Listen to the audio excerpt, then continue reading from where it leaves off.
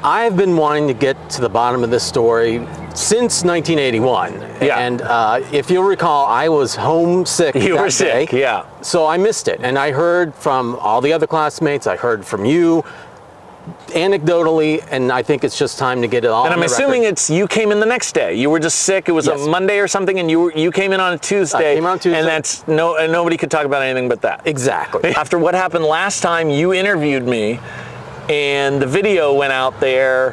Why you would ever want to try that again? Well, if you'll recall, that video is very popular, and Well- I feel like it worked out well for the both of us. I mean, it worked. It definitely worked out good for you. Your video was seen like, what was it, 10 million times in one night on ABC News. You told me you were going to be on ABC News. I thought you meant local Channel 7 here in the DC area. That was not the case. So you're hanging out with Peter Jennings. It becomes the most watched poker video of all time. And, you became famous, and, it worked out for you, but I became the most hated person on the internet. Right, but if you'll recall, it was a very popular video, and I was able to monetize it.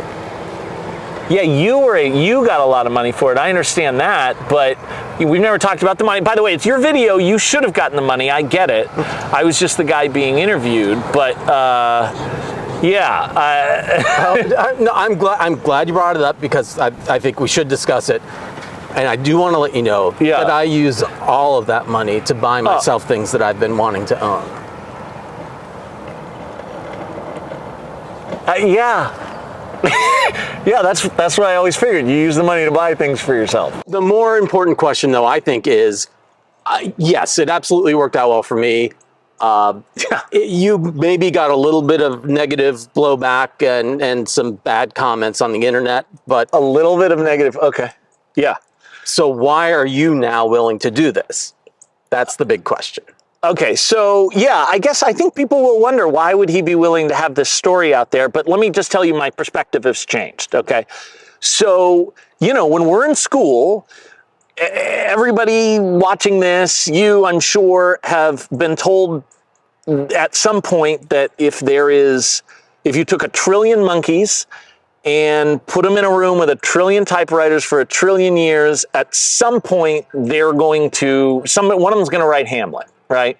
And we all kind of accept that as mathematically true, but now all of a sudden I'm the monkey who wrote Hamlet, and I just was always picturing, like, if the difference was monkeys in individual rooms throughout the world, and then all of a sudden somebody makes a video and says, hey, look, my monkey's the one that did it. Look, I walk in here and there's Hamlet, on the laptop.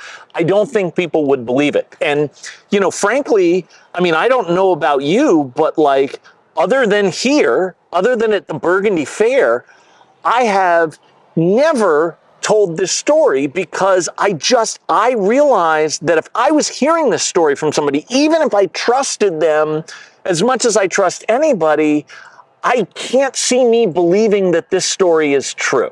I mean, have you had that experience? Have you told anybody, like, outside of people who were there? I think I have, and I could see it in their eyes that they did not believe a word I was saying. Yeah, so what I was afraid of happened to you. Yeah, and so, 99% of the people who watch this in the short term are not going to think it's true. I'm sure people will, look at people who are in that class and they'll ask them and be like, holy crap, it happened, or something like that. But that was the reason why I didn't do it. What changed my mind was actually the Netflix documentary on fungus. Mm-hmm. How, I thought that Last of Us premise, I had seen it already, about how if you step on the wrong thing, that all of a sudden it wakes up these zombies from long, it didn't seem right. And then I saw the documentary, I was like, oh, that is true. That's how fungus works. And there's so much that we don't know about the brain. Like, I think that 90% of what we'll know 1,000 years from now, if humans can still be here, about the brain, we don't know. And I feel like if I'm not going to make this video now, it's never going to get made.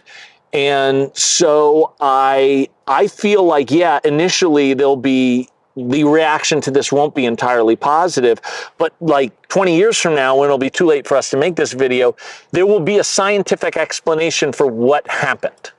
Like, I think that the people who will be more likely to believe this story are like married couples. And the reason why I say it is, like, if you're married to somebody, as I am married to the person who is filming this, as anybody who watches our channel knows her very, very well, we know what the other person is thinking without saying. There's some sort of inexplicable communication there that happens all the time. I remember, you know, she told me there was a day recently where she was like, hey, have you, when was the last time you spoke to Kristen English? And I said, actually, it's been like 6 months, but I was just thinking about her a few minutes ago, like 2 minutes ago. And it was just, and that scene has been repeated many, many times. And then Angie, 2-3 minutes, I know you're not mic'd up, but it was minutes after that, right? My phone rings, it's Kristen. Okay, so we're behind the building where this actually happened. Yes. I wanted to shoot here because, you know, this is the location. It's a school, but it is a farm. There is a barn back there, and there is the pond, livestock and animals, and that actually is relevant here. it is relevant because we had a wheel that we would spin to get assignments on to do things, Right. such as you had to feed the goats, you had to take you know, food over to the goats or sheep or whatever. You had on Friday spun the wheel to get current events. And Yes. that meant you were supposed to bring in a clipping from a newspaper or some story from a newspaper every day for the entire week. Yes, and somebody saw that current events had fallen on my name and remarked that it was going to be a problem. Was that you, or was that somebody else that was there that day? I think somebody else said that, but I'm pretty sure everybody in the room thought it. I actually believed when I saw that nobody expected me to bring an article, I was it. I was like, I'm going to bring an article. That is it for sure. I'm going to prove these people wrong.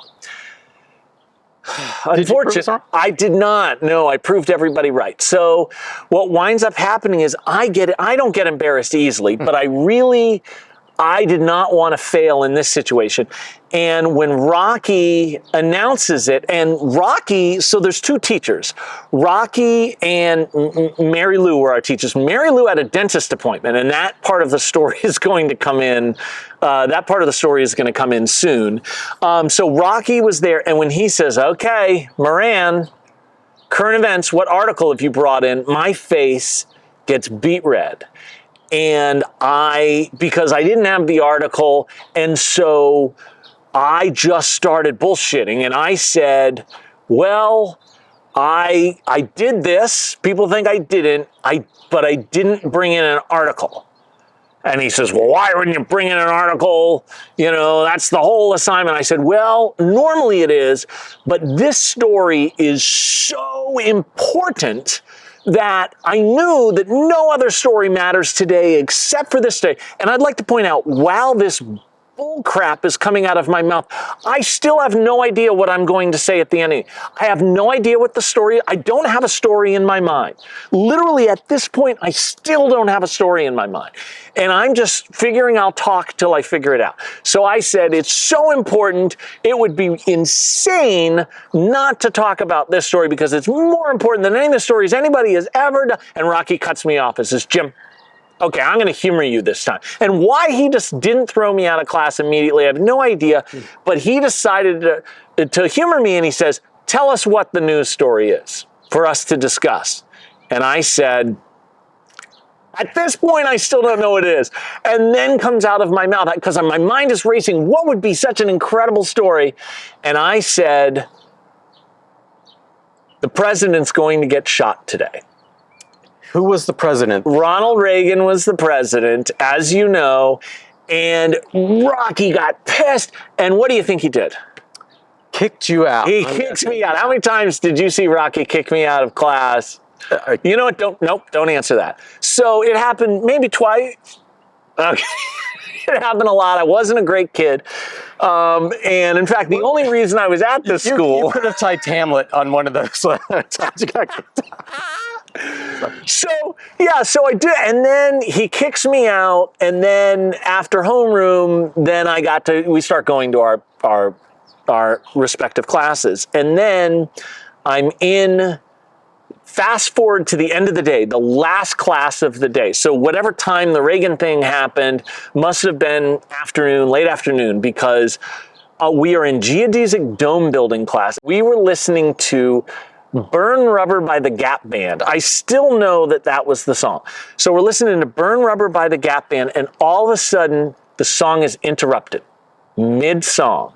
And they say, we're interrupt this broadcast, emergency bulletin, President Reagan has been shot, and outside of blah, blah, blah, and they gave some details, and we'll further you with further details as we go. So that was the end of the day. I mean, the class was about to end.